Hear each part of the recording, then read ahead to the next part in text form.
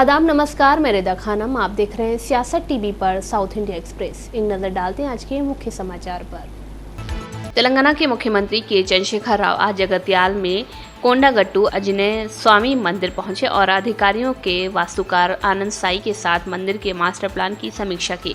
हैदराबाद से नचुपल्ली के पास JNTU engineering college के मैदान में हेलीकॉप्टर से उतरने के बाद केसीआर एक बस से मंदिर पहुंचे।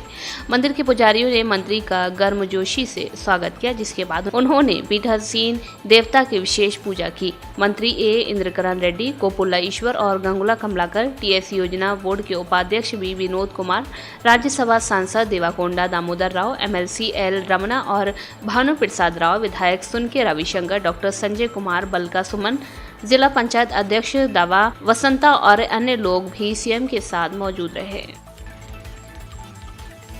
केंद्रीय पर्यटन और संस्कृति मंत्री जी किशन रेड्डी ने कहा कि पुनर्सीमांकन करके तेलंगाना में विधानसभा क्षेत्रों की संख्या बढ़ाने का कोई तत्काल प्रस्ताव नहीं है।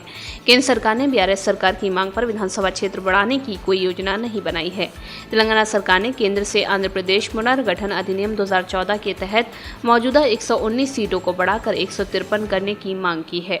हालांकि किशन रेड्डी ने कहा है कि राज्य के विभाजन के परिणाम स्वरूप विधानसभा सीटों को बढ़ाने की कोई आवश्यकता नहीं थी। जम्मू कश्मीर में विधानसभा सीटों का पुनर्निर्धारण इसीलिए किया गया क्योंकि देश में जब परिसीमन चल रहा था तब कश्मीर में कोई सीमांकन नहीं था।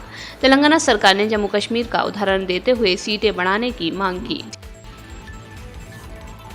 भारत राष्ट्रीय समिति एमएलसी के कविता ने मंगलवार को दिल्ली मुंबई में स्थित बीबीसी कार्यालयों में किए गए आईटी सर्वेक्षण पर केंद्र में एक स्पष्ट कटाक्ष किया। कविता ने ट्विटर पर कहा कि पूरी सत्ताधारी सरकार एक कारोबारी घराने पर लगे आरोपों के बीच जांच का बचाव करती है और वही सरकार सच दिखाने वालों के पीछे अपनी एजेंसियां भेजती है।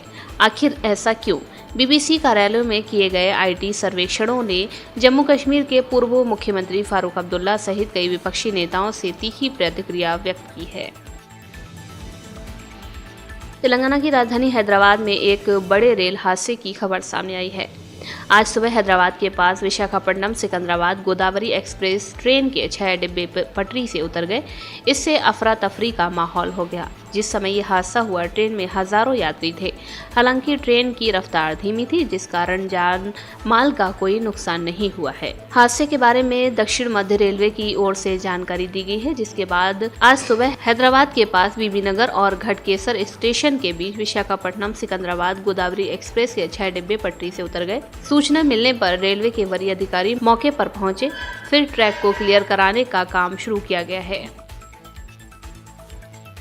हिंदुस्तान एरोनॉटिक्स लिमिटेड ने एरो इंडिया 2023 एयर शो में प्रदर्शित HLFT 42 विमान के मॉडल से भगवान हनुमान की तस्वीर को विवाद के बाद हटा दिया। HLFT विमान मॉडल की पूंछ पर भगवान हनुमान की तस्वीर उभरी हुई थी। केंद्रीय खान, कोयला, कानून और संसदीय मंत्री प्रहलाद जोशी ने सोमवार को भगवान हनुमान की तस्वीर के बारे में ट्वीट किया और इस पर खुशी जताई। भगवान हनुमान को समर्पित प्रार्थना की एक पंक्ति लेते हुए जोशी ने सुपर जेट मॉडल HLFT 42 की तस्वीरें साझा की थी। उन्होंने कहा था कि बजरंग बली की तस्वीर को विशेष रूप से जेट पर हाईलाइट किया गया है। ये तस्वीरें सोशल मीडिया पर वायरल हो गई हैं, जिससे फाइटर जेट के ऊपर हिंदू भगवान की छवि छापने पर बहस छिड़ गई है। कुछ आलोचनात्मक स्वरों ने कहा कि सशस्त्र बलों का कोई धार्मिक प्रतिनिधित्व नहीं होना चाहिए, क्योंकि इससे सैनिकों का मनोबल प्रभावित होगा। तमिलनाडु के मुख्यमंत्री MK स्टालिन ने पीएम मोदी पर तंज कसते हुए कहा कि उन्होंने प्रधानमंत्री से किसी के सवालों का जवाब दिए बिना घंटों बोलने की कला सीखी है। स्टालिन ने कहा, संसद में कांग्रेस सांसद राहुल गांधी ने पीएम मोदी से इतने सवाल पूछे, लेकिन पीएम ने एक का भी जवाब नहीं दिया। मैंने पीएम मोदी से ये हुनर सीखा है कि बिना किसी सवाल का जवाब दिए घंटों कैसे बोला जाता है। स्टालिन ने कहा कि पीएम और बीजेपी सरकार पर कई आरोप हैं, लेकिन उन्होंने किसी बात का जवाब नहीं दिया। उनका कहना है कि जनता का विश्वास ही उनका सुरक्षा कवच है, लेकिन लोग अब ऐसा नहीं सोचते हैं। उन्होंने कहा, संसद में पीएम के स्पीच में बड़ी बड़ी बातें तो थी, लेकिन बीबीसी डॉक्यूमेंट्री या अडानी से रिश्तों को लेकर कोई जवाब नहीं था।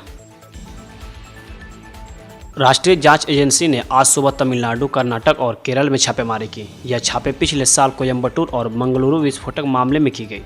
अधिकारियों ने बताया कि 3 दक्षिणी राज्यों में इस्लामिक स्टेट से संबंधित 60 ठिकानों पर छापेमारी हुई। यह छापेमारी गुपचुप की गई।